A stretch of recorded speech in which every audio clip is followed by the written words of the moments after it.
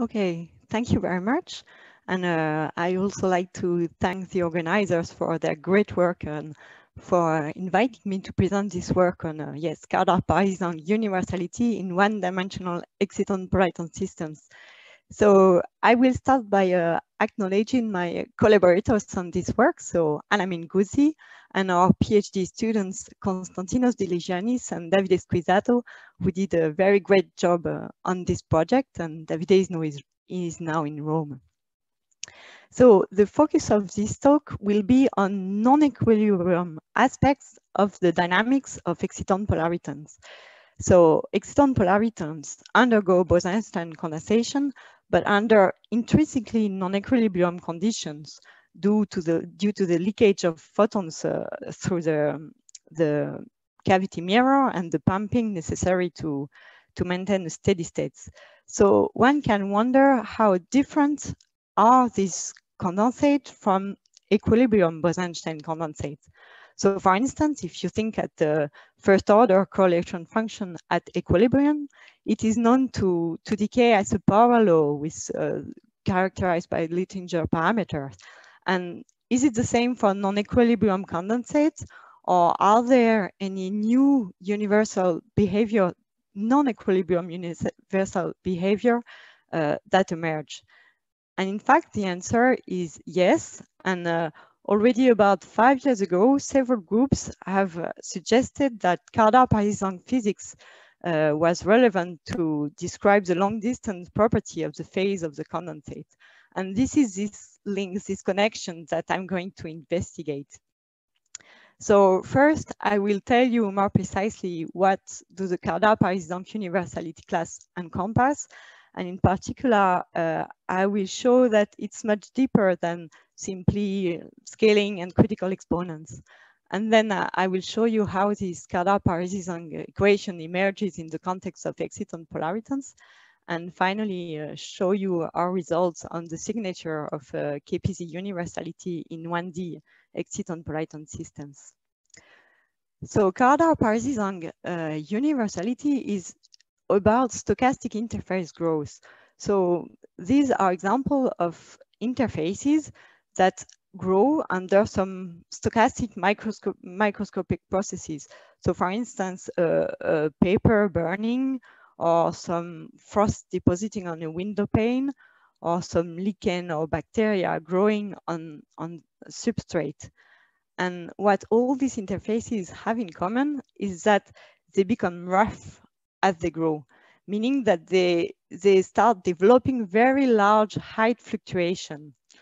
And in fact, they do this in a universal way, meaning that in the rough state, they share common statistical properties. And in fact, when they become rough, they become critical, which means that they acquire the property of scale invariance. So scale invariance emerges when you have no more scale in the system. So it's a property very familiar of fractal objects. And in physics, scale invariance arises at a second order phase transition when the system reaches a critical point.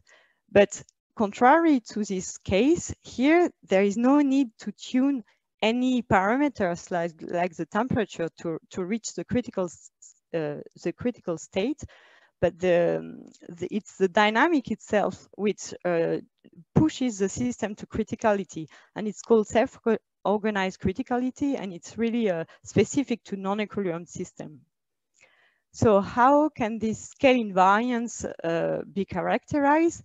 So for instance, if you look at the two-point correlation function, so the correlation of the height between two space and time points, in fact, if you have scale invariance, this correlation function will take a scaling form. That is, it will grow with some power law with a critical exponent chi over z. It's called the growth exponent, and it won't depend anymore independently on time and space, but only through this ratio with a critical exponent z. And so all the information of the correlation function is encoded in a one-dimensional function, which is called the scaling function, and which is also universal. So it's the same function that describes all these very different interfaces. And this scaling function has some asymptotic behavior, so it tends to its constant when the argument is 0, so it's such that the purely temporal correlation grows as a power law in time, and it behaves as a power law at infinite arguments, so such that the purely spatial correlation grows as a power law also with space, and this guy is called the roughness exponent. It characterizes how rough the interface becomes. And in fact, for one-dimensional interface, like these examples, the critical exponents are exactly known for KPZ, and there are these 3/2, 1/2, and 1/3 for the gross exponent, which is very characteristic of KPZ universality. Okay, so this roughening transition is described by a very simple model, which is the Kardar-Parisi-Zhang equation, which has been derived in the late 80s. And in fact, it's the simplest nonlinear Langevin equation that you can write. So Langevin equation, because it's a stochastic growth, so you just model that by a noise, which is chosen as a white noise, uncorrelated in space and time. And in fact, the dynamic of the interface is just driven by two terms. First, diffusion. So this is just a smooth, the surface tension term, which tends to smoothen the interface. And all the roughening aspects are generated by this nonlinearity. So it comes from a tendency of the interface to grow along the local normal to the surface. So it has the effect of broadening the patterns, and it leads to rough interfaces. Okay, so in fact, since it was derived, it has been enormously studied, and it turns out that this universality class emerges in an extremely large number of systems. So I won't review all of that, but you can encounter KPZ in systems as different as a turbulence in compressible fluids, or some disorder systems, or a lot of different growths, and so on. And in fact, it has become a fundamental model in statistical physics. So it's really like the analog of the Ising model to study equilibrium phase transitions. So it plays the same role for non-equilibrium phase transition. And in fact, also in mathematics, as an archetype of a stochastic process with non-Gaussian statistics. So I will explain that just now. In fact, what is remarkable is that if you look at the height, it was shown to behave. So first, it grows linear, it propagates linearly in time, and around this average profile, the fluctuations themselves grows with these growth exponents. So it grows in time with t to the 1/3. And if you look at this, the remaining random field, so which describes the rescaled fluctuations, if you want, in fact, it has been shown that the statistical properties of this quantity depend on the geometry of the interface. So if the interface is flat or curved or Brownian or stationary, in fact, it describes three different universality subclasses, meaning that they all share the same critical exponent, this KPZ exponent. But if you look at their distributions, so their probability distribution, the histograms of this fluctuation, they are given by different functions. And in fact, these functions, so this Tracy-Widom distribution or bi-crane distribution, first emerge in the context of random matrix theory. In fact, this distribution describes the probability distribution of the largest eigenvalues of random matrices in either the Gaussian orthogonal ensemble or the Gaussian unitary ensemble. And they are very well known in mathematics. And also the correlation, the 2-point correlation function of this field has been computed, and it has been shown that it is the same one as some hairy processes, which are stochastic processes, also well known in mathematics.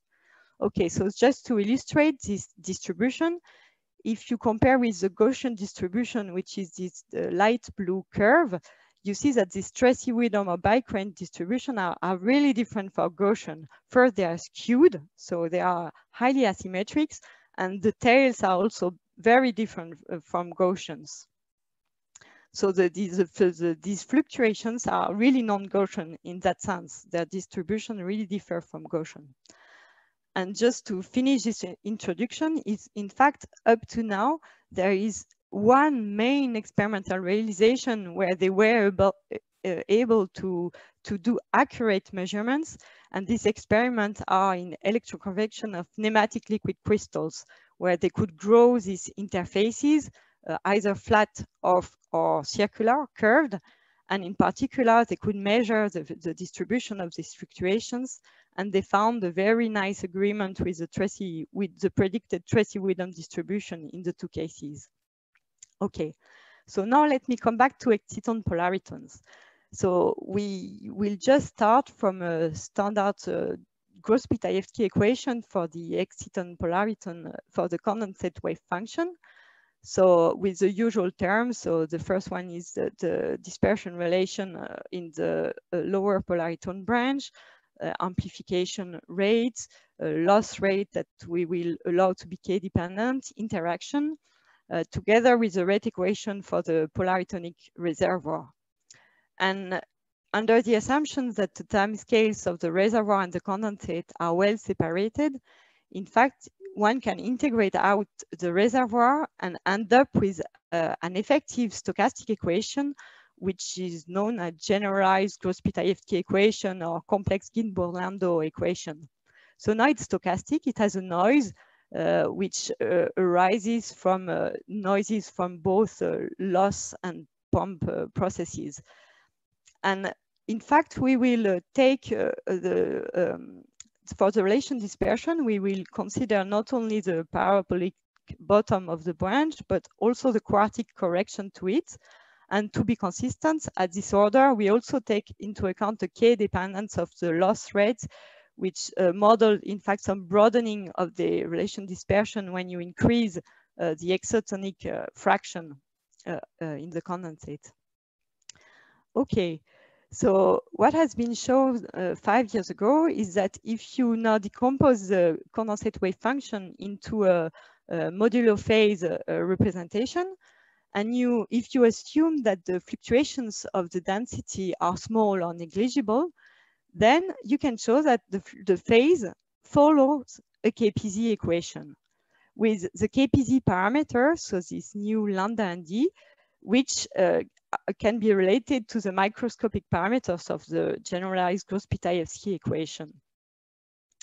Okay, so this is the basis of the work I will present. So we will do numerical simulation of these equations, and we will so record the time evolution of the condensate wave function and extract from it the phase. So one important point is that the phase is a compact variable, but what I've described you about KPZ, it describes growing fluctuation in space and time, diverging fluctuations. So clearly, one has to convert this compact variable into a continuous variable to allow it to take very large value. So what we will do is unwind the phase, meaning that we will just compensate each time that we have a 2π jump, we will just compensate for it. And we use the parameters that are typical of Maxim experiments in Grenoble for cadmium telluride. Okay, so the first thing and the easiest to measure experimentally is the first order correlation function. And this will give you access to the scaling of the phase. In fact, the first order correlation function, if you take the log, it's related within a cumulant expansion to the correlation of the phase. And if you do the simulation and extract the phase, in fact, we confirm that the phase follows KPZ scaling. So if you look, for instance, at the purely spatial correlation, it grows in space with this characteristic KPZ exponent where chi is 1/2, so it grows like delta x. And the purely temporal correlation also grows in time with this growth exponent, which is 1/3, chi over z is 1/3.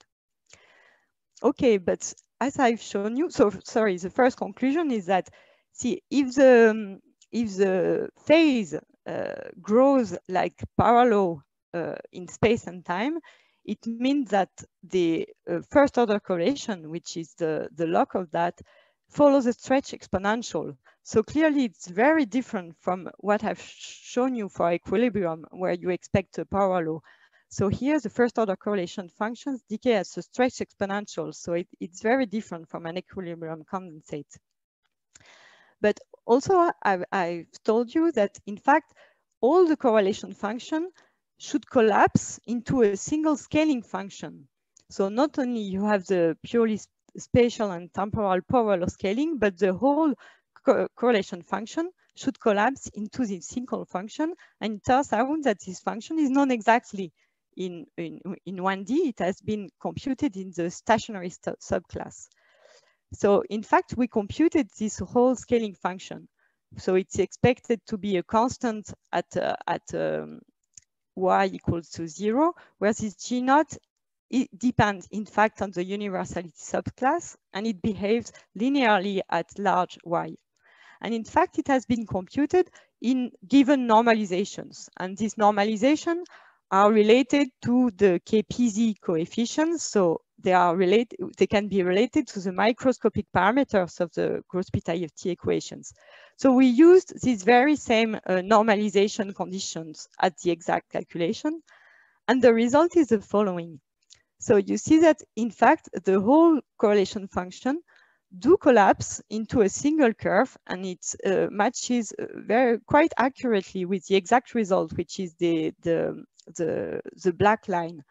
And let me emphasize that this is without any fitting parameters, because we just used the normalization that were used for the exact calculation.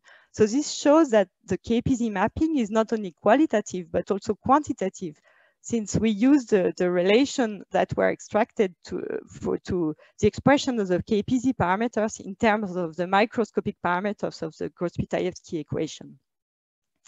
Okay, but also beyond scaling, there is much more in KPZ universality class. And in particular, I've told you about the existence of these geometrical subclasses. So can these subclasses be accessed for the phase of the exciton-polariton? So this is non-trivial a priori, because for an interface, we can imagine what is a curved interface, but it's less obvious for a phase. But in fact, the answer is yes. And these three subclasses can be accessed by engineering a confinement potential for the exciton-polariton system. And this is something that can be done experimentally. So it means that you add in your description a confinement potential that can be, for instance, a parabolic well or just hard walls at the boundaries. So first, we showed theoretically that in presence of this confinement, the mapping to the KPZ equation still holds. And what you end up with is an homogeneous KPZ equation. So just the coefficients have a more complicated expression and they depend on X, but the KPZ mapping is still there.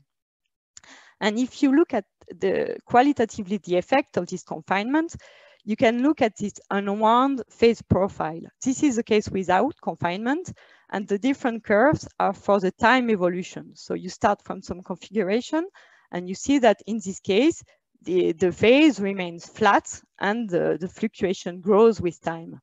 And with a parabolic confinement, you see that indeed the phase becomes locally curved at the center. And this can be understood, in fact, because the velocity of the phase is proportional to the nonlinearity in the KPZ equation. And this nonlinearity itself, it depends on the confinement potential. And in fact, where the potential is larger, the velocity, the propagation velocity of the interface, of the phase, sorry, it becomes larger. So this has the effect of that is an effective drag at the boundary where the potential is larger. And so if you drag at the boundary, you bend the interface at the center. So of course you don't expect the boundary to really be curved, but at least around the center, it should be that. So first, we checked that in the presence of this confinement, we still have a KPZ regime. So if we look at the purely spatial or purely temporal scaling, you still have the KPZ exponent. So the curved case is a red curves, and just the blue one, the former one that I've shown for the flat case. So in both cases, with and without confinement, we find the KPZ exponents. And if we compute the scaling function, we also find a very nice agreement with the exact function. So it's not very accurate in the sense that this at small y, in the three subclasses, we should have three different numbers, but they don't differ a lot. And in fact, we have an order of about 30% precision on these numbers. But given that there are no fitting parameters, the agreement is quite remarkable. So now let me come to the deeper properties which concern these reduced fluctuations. So once again, we are now looking at the statistical property of these rescale fluctuations. So once you have removed the linear growth and the growth in time of the fluctuation. And the statistics of this field should be given by all these different distribution and processes.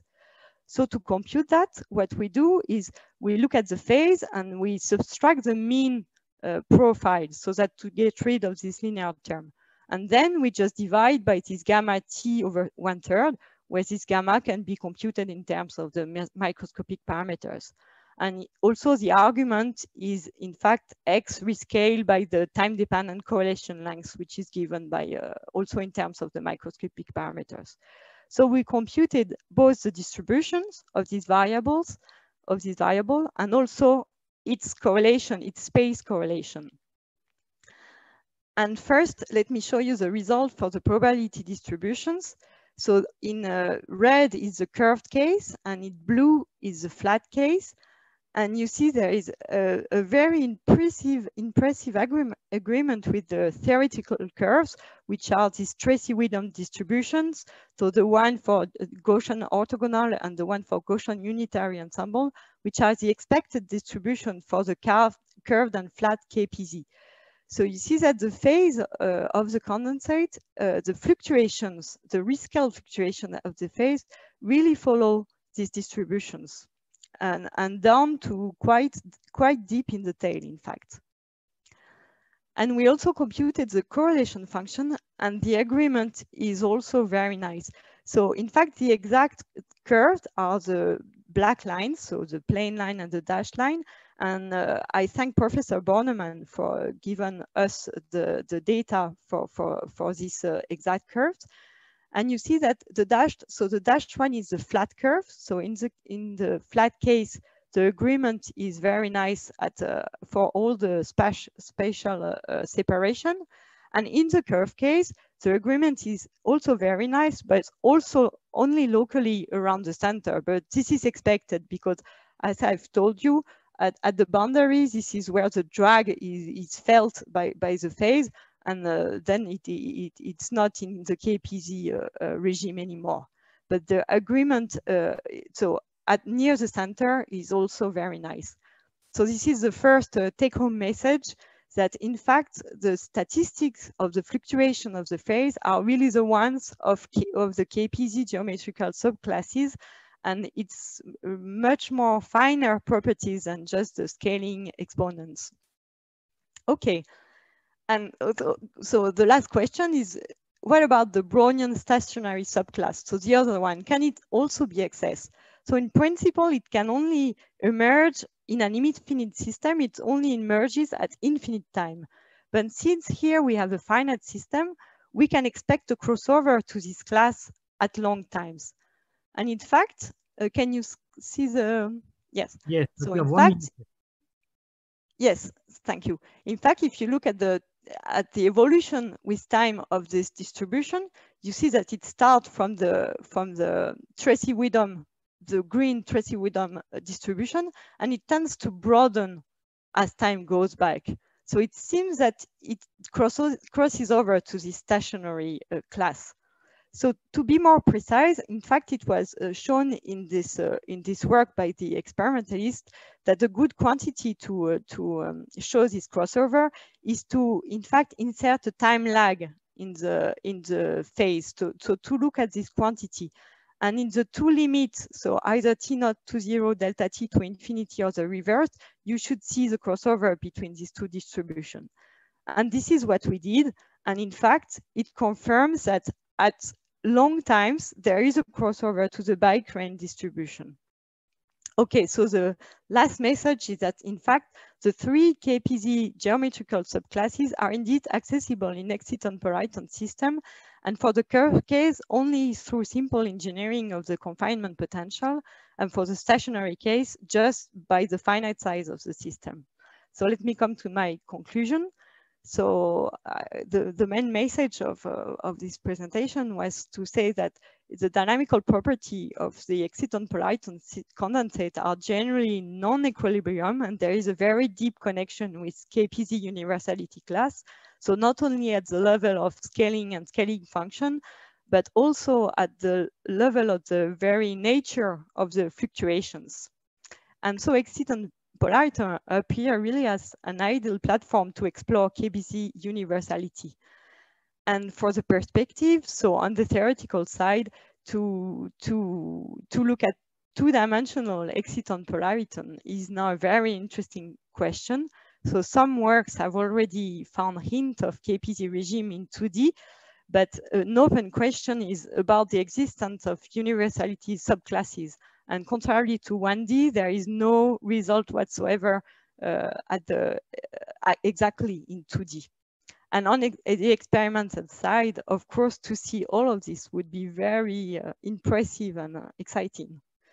Okay, and especially since, in fact, I've told you that in 1D, there is a very nice platform where they could measure these subclasses, but in 2D, there are no experimental platform that can make a high precision measurement in 2D so far, and it's really actively sought for in the KPZ community. So with that, I thank you for your attention. Thank you very much, Leonie. Merci. So we have little time for questions. You are really late, and we should, of course, end before the next session starts. So please, question. How about 3D? Is it possible to look at this KPZ in 3D? Not with theoretically, yes, but then you need to be in a four-dimensional space. So it doesn't seem quite obvious. But maybe with the phase, yes, it could be possible. I don't know if exciton-polariton exists in 3D. No. Please don't be shy to ask questions. I'm pressing you because the chairman are pressing me underneath, but it's not a reason to suppress the question. We still have a few minutes. So ask your questions, please. It's very nice that there is discussion. So far, we've been very lucky to have a lot of discussions. Dimitri, please. Well, I have rather a kind of a comment in the sense that I agree completely with you that experimentally this question should be studied, even though the model that we prefer give completely opposite predictions, in the sense that our model rather says that it should not follow KPZ, but an experiment should allow to distinguish, to solve this long-standing controversy between different models. And if it shows that it is KPZ, okay, why not? If it's not KPZ, it will also be good. So yes, please, if some experimentalists hear us, we both push in the same direction. Yes. So first, I didn't say that, but it's expected only in a certain regime. It's not like it's always KPZ and it's all what is there. It only exists on a certain regime. So for instance, an essential assumption is that the fluctuations of the density are negligible. So if you're in a high noise regime with the density fluctuating a lot, for sure you don't expect KPZ. And in fact, there are already results about KPZ signature in a 1D exciton-polariton in the group of Jacqueline Bloch, where in fact they've been able to measure this the whole scaling function, and this should be this should appear soon. Okay, and the that's great news. Last question by Giuliano Orso, please. Hello. I wanted to ask if there are special conditions on the Hamiltonian to observe the KPZ effect. I mean, the Hamiltonian should be explicitly time dependent, or you could have, for instance, consider quenches. Yes, it should also be visible in quenches, and there has been a work by Simanska and collaborators where they studied quenches. And in fact, if there is a KPZ dynamic, it should also be visible in quenches where you should find the same exponents. So it's another possibility. So there should be traces of KPZ also in quenches, but this is an open question. Okay, this being said, let's thank all our speakers for this session.